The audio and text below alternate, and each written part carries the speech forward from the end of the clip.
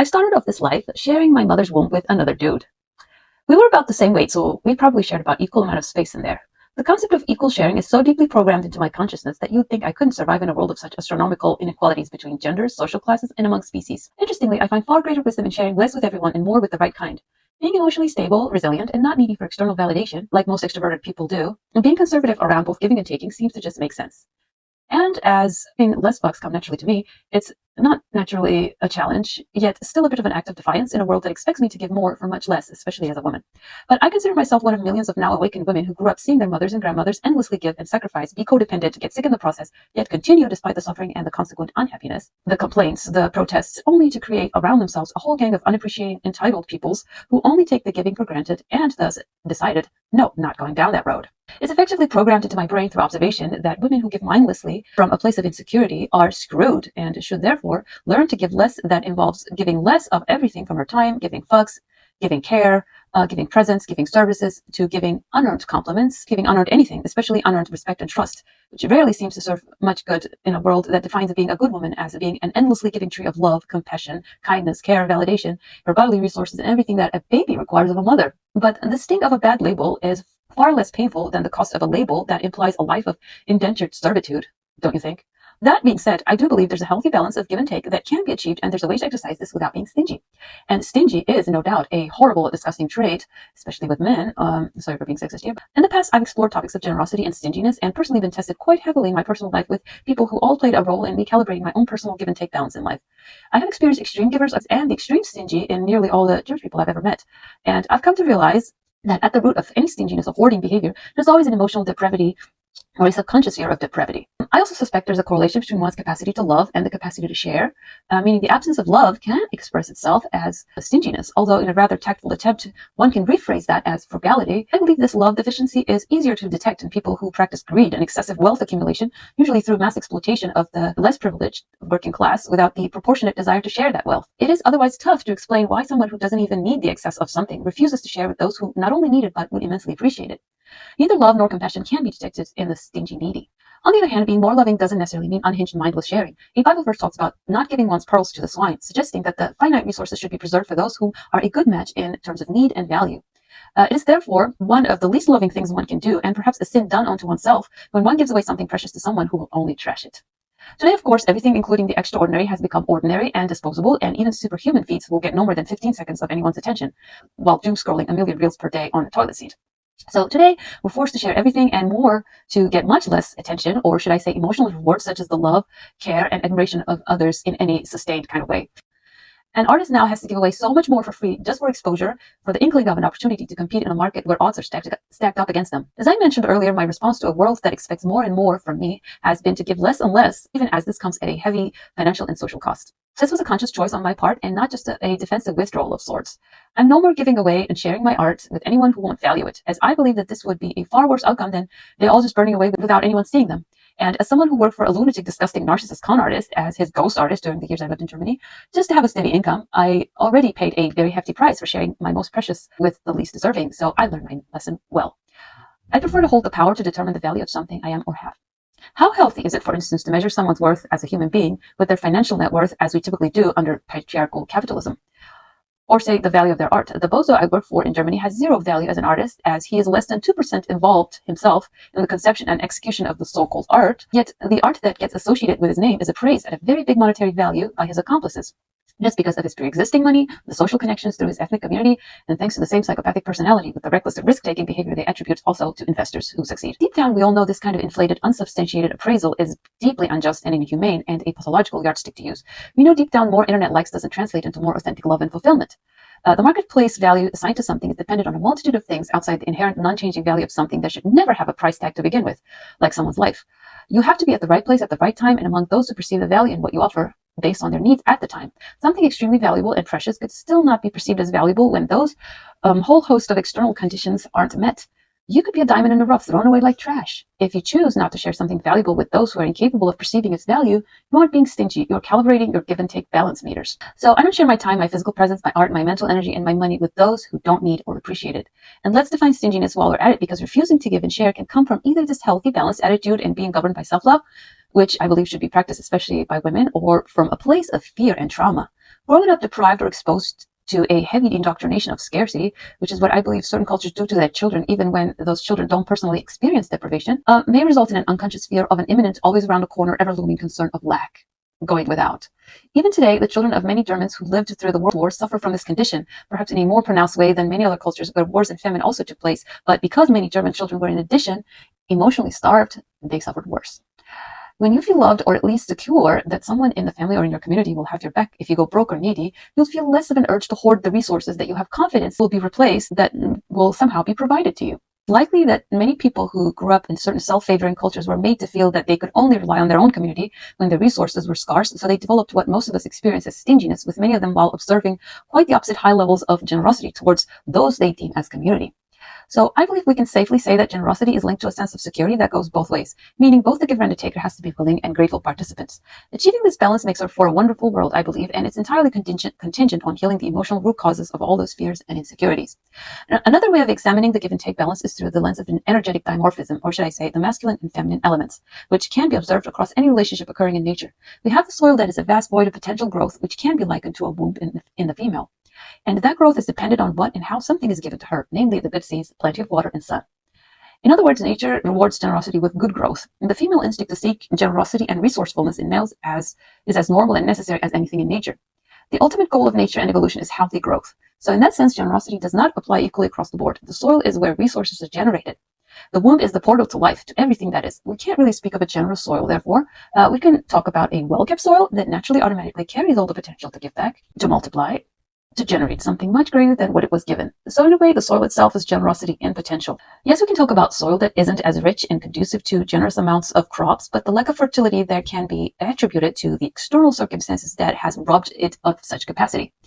For instance, in Germany, it is said that excessive amounts of bombing during World War II has rendered millions of acres of German topsoil very poor, and this absolutely negatively impacted the quality of crops that the soil can produce. Much like an abused female, the soil is much less likely to produce anything healthy. Now, let's take the analogy one step more outrageous. Let's imagine the German topsoil could somehow shelter herself from the bombings coming from above. Imagine her building a sort of extra protective layer, like some animals who evolve second eyelids to protect their eyes, or to be able to perceive threats even while sleeping. I believe we can liken the woman who is very selective with her time and resources and not allowing bad seeds, bad things falling from the sky, and anything that will plant disaster in her for future. She's doing everyone a favor and not just to herself. Because an unhappy and unhealthy woman is much like a far wider outreaching and contagious disease for her community. The unhealthy soil can poison everyone if her produce is toxic. Every predominantly female element in nature carries the kind of power to influence their environment, regardless of biologically mothering something or not. I believe sharing is to be practiced based on carefully assessed principles of equity and not a mindless robotic notion of equality. I might have shared my mother's womb with exactly equal parts with my beloved twin brother, but we cannot be governed by the same laws around sharing through our lives. In other words, the give and take balance that is healthy for each of us are different from one another. The consequences of women giving and sharing more than men are dire, unhealthy, and dangerous. The patriarchal cultures that are based on upsetting the natural give and take balance that provides more rights, comforts, freedom, and security to their sons and their daughters give rise to every social ill. And I came to realize that men who demand absolute equality in terms of services for women are terrible for women. A man who makes more money than a woman and still demands she pays 50% is not a secure man who recognizes how Mother Nature works. The feminine element is naturally giving and multiplying, so there's no need to fret about not getting enough.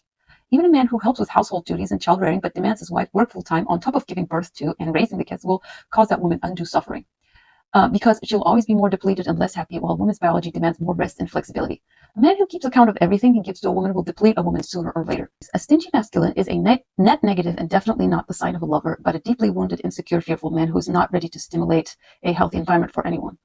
When I see a woman give and share her extremely precious and finite resources, her time, her body, her money, with such man, I feel a deep sadness for her, as I can foresee that relationship will eventually deplete her. Even if she is the most self-reliant, independent woman who doesn't need any of his resources, she'll always give more than the 50% she is assigned. Her very nature is to multiply, so simply by giving him her presence, he will profit more while she will slowly get drained. She'll fool herself, maybe, and say that she enjoys his company, so besides perhaps being good friends, she'll never feel like she can rely on him when she actually feels vulnerable as a woman and needs an actual masculine presence. Also, she'll never truly feel good in her femininity or really enjoy schmex with him. These things are psychological. The schmexual act usually ends when men are done. So if a man treats a woman as if the act is exactly as mechanical as it is for him, for her, and not putting the extra effort and generosity into prioritizing her, She'll never experience fulfillment. If this man treats her like she is of the same amount of muscle mass and weight and demands she carry luggages that weigh the same as his, he won't be treating her as an equal. He will only demonstrate he doesn't really care, love, or understand her and her needs. If a man isn't doing more, the man will eventually just become a sort of second or third job and a burden for the woman. She'll be a net positive gain, an asset in his life, and him a liability in hers. And I fear it'll be too late when she realizes that allowing this dynamic was a result of her not fully recognizing her own value and not seeing that it was naive of her to think that she was all that special to him, as he would want to take anyone who was that beneficial to him at such low cost. I fear she'll eventually question if he ever even loved her at all, or if it was merely the services she provided exploiting her naturally generous nature, realizing that many unconscious men are the real gold diggers themselves. Fear will come to pretend to love them for their resources. That right there, I believe, explains the statistics behind why married men live longer and are more successful, whereas single and childless women are living longer and more healthy lives than their married counterparts. Not to mention, pretty much all humans are wired cross-culturally to value the most what they invest in the most. And especially the male psychology is more comfortably geared towards a reward for effort-based learning style. The investment that comes from more effort, more money spent, and more competition deems the reward that much more valuable in his eyes. A valued woman means healthy children and healthy community. A man giving so little with so little to risk will take one look at this object he so easily obtained and likely treat it like a cheap, disposable product made in China. So becoming a more valued feminine does correlate to becoming less available, less giving, less sharing, more conditional, more self-preserving, and just less available. We have to do this as women if we want to heal the grossly upset give and take balance of this world. And we don't have to do that from a hateful, resentful place, saying an equivalent of, I'll show you by cutting off your oxygen supply emotionally. And we can do this from a loving place that says, rather, I won't be the apple tree whose apples fall and rot. I'll be the apple tree in a garden where everyone loves apples and does what I need to give them better apples. This bonus part was inspired by another video about dating difficulties with Germans, whose several points I have borrowed but completely paraphrased and added a whole bunch of elaborations on them that are based on my very own experiences interacting with said culture as someone raised in an entirely different culture. Please try to relax and respect female opinions that may rub you the wrong way, and on this specific topic, try to see that if such good-looking men were also good at everything else, every other male species would go extinct. German men aren't gentlemen. Women don't get any special treatment from them. They won't hold the doors or pull a chair out for you. They won't even offer you a seat on the public transport. Even pregnant women can be seen left standing. All bills are split down in the middle, even if they make 10 times more money than the woman. They're risk averse and lack the provider instinct, so they would never invest in a woman without expecting full and equal return value. Additionally, because they don't intuitively understand the law of Mother Nature that rewards generosity towards women with 10 times multiplied value returns, they also don't cognitively grasp the concept of equality versus equity. So they have only one rigid yardstick that ignores inherent differences. For example, he may expect a woman with a different muscle mass to be able to carry the same weight as him. Germans typically pinch pennies, save on everything. They don't splurge on clothing, gadgets, or jewelry, things that they find meaningless. So you'll never get a gift from them. They'll only consider their own point of view and not attune into what you may like or find meaningful. If you come from a hospitable, generous culture and offer to pay, they won't give you a polite refusal, and with zero shame, they'll take everything they wouldn't themselves give you. They say they prefer honesty over politeness, which would be virtuous if it didn't come with a total lack of empathy. They don't care if it hurts you. But men have fragile egos typically everywhere and can't handle none of the criticism themselves that they're so generously giving to others. And even though some Germans seem to have a kink for being criticized, meaning they actually seem to enjoy being psychologically whipped by someone who sounds authoritative, they're typically perfectionists, imagining that their way of doing things is the only right way, and admitting they're wrong is personally humiliating to them. They're bad at expressing positive feelings. They're extremely stingy with compliments, as much as they are with money. German men lack sensuality, and many compare sleeping with them to German engineering, efficient, practical, quick, and bland. They're not comfortable with touch or being touched, and are pretty unaffectionate. They won't flirt with you or ever approach you in public. They'll never feel special. You'll never feel special to them, and most encounters feel like a business meeting. Also, don't expect them to physically or verbally defend you when your safety may be threatened. At best, they might quietly call the police if they're indeed so brave. Don't be surprised German women don't look or sound feminine. They have to compensate for the lack of masculine energy, and they may be just as emotionally dissociated. They love political debates, and they're very curious about current political events. Their debates are based on reason rather than emotion, and they're very well informed. But they can go on for hours, especially when it involves criticizing other cultures, or they can feel schadenfreude and derive a sense of implied superiority.